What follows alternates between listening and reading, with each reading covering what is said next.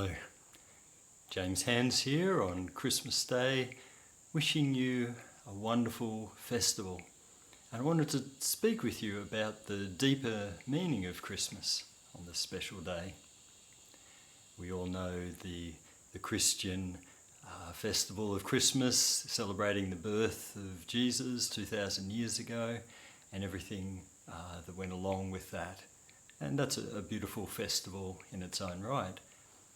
But if we go into the deeper esoteric meaning of the Christmas event, it speaks of something that everyone can relate to regardless of religion, regardless of traditional background. Because what the deeper meaning of Christmas is the birth of the Christ child within ourselves. And the Christ child is our deepest spiritual essence. If you like, the Christ child is that diamond essence that we were created with. The Christ essence or cosmic Christ consciousness within us is the bridge between our humanity and our deepest spiritual nature, our divinity, in fact. The Christ is an aspect of the divine. And so here I am sitting with my wife Tia's beautiful mystical moon painting. And as you can see, the petals of the flower open up and you go deep beyond the petals into the ocean there and to that crescent moon and the stars beyond. And it's interesting how the crescent moon creates the sea. It might be a back to front C on your video right now, I'm not sure, but C for Christ, C for cosmic Christ consciousness. And so this time of year is a very special time of year. The heavens draw close, the angels draw close. It's like the gap or the veil between the earth and the heavens is really open at this time. Heaven's closer to earth than at any other time during the year. So it is a very powerful spiritual festival.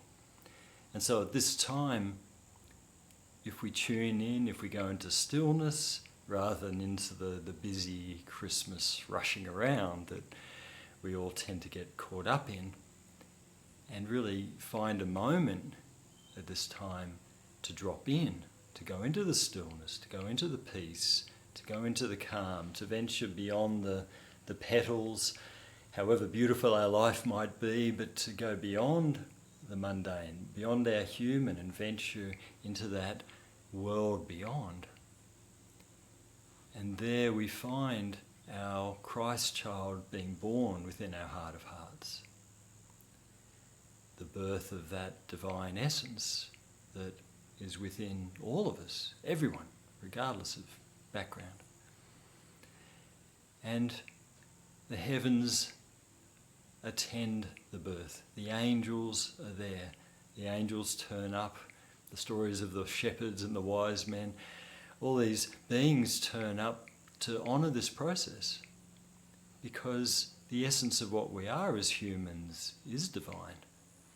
And when we connect to our innermost light, our Christ child, the heavens light up. Heaven is in awe at the beauty of our light, our magnificence, really, as children of the divine. We're no average beings, really, as human spiritual beings.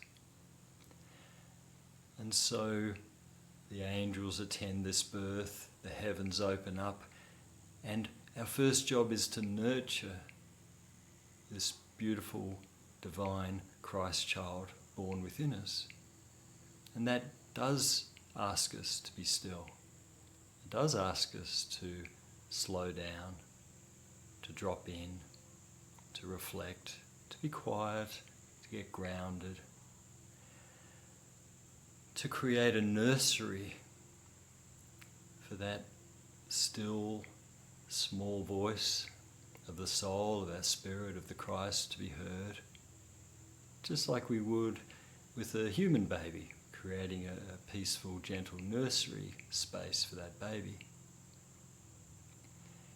And as we nurture that, Ideally, it's on a daily basis.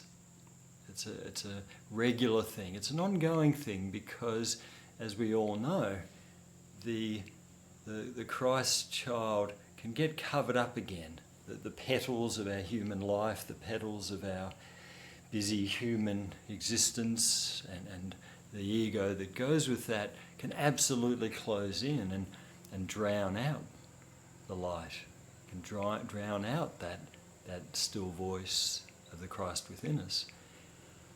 And we get lost then in the busyness, in the doing, in the external, in our human, in all the activity. Nothing wrong with that per se, but it's no longer coming from that connection. So as we nurture the Christ child, as we allow it to grow within us, we're keeping a space. We're keeping a space. You know, the Jewish tradition kept Shabbat, Christian tradition kept the Sunday, Muslims pray 5 times a day. It's built into all the spiritual traditions that there is a regular stopping, pausing, space there opening up to keep that connection alive, to keep that connection to the Christ child growing and nurturing. And so, as it comes to maturity, as it comes into greater fruition, eventually it manifests in our life. It comes out in our outer life. It comes out in our expression, in our doing. It informs our speech, our actions. It manifests as service in whatever capacity. And that's the fullness of this process. What was born at Christmas has been nurtured, cultivated, grown within us, and eventually we share it with the world. Eventually it's expressed out in our outer life in whatever way, and everyone's way of service is unique. We're all called to express, share, be creative in different ways. Tia's beautiful art is her calling. It's her gift, and it takes her a long time to create her paintings because she's coming from such a deep state of meditation. It's the Christ light manifesting through her art. It's genuine spiritual art, even though it may not look particularly spiritual on the surface. And for me, it's been my work with clients. I'm just so passionate, but also so humbled and fulfilled really by this opportunity I've had for the last 30 years to serve as a psychotherapist. And it just still feels so guided, so right, just turning up for the wonderful people who find their way somehow to meet with me. And it might be for one session, it might be for 100, but I'm so grateful for all the beautiful souls who've found their way to me, and I've been able to serve in whatever way the moment has inspired. And as many of you would already know, my next creative venture's been writing a book, and I have an exciting announcement to make about that starting early next year. I'd love to get your support in that process. More to come to tell you all about that.